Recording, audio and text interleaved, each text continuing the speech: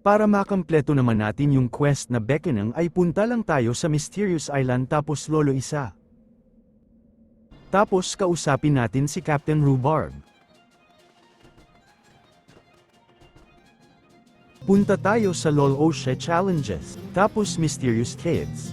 Kahit saan na kayo dyan pumasok sa mga dungeon na yan ay pwede pero sa Gil's Grotto ako papasok. For demo lang. Kill lang kayo ng kahit anong monster dito hanggang sa maka 60 kayo. Tapos kill nyo lang yung boss dungeon dito, bali 3 beses kayo papasok sa dungeon na ito para makumpleto nyo yung requirements ng quest.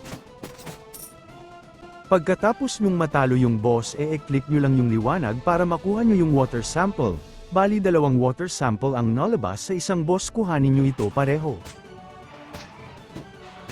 Pasok lang uli kayo sa dungeon hanggang sa makumpleto nyo na yung requirements, tapos balik na kayo kay Lore Master Hazel at i-turn in ang quest.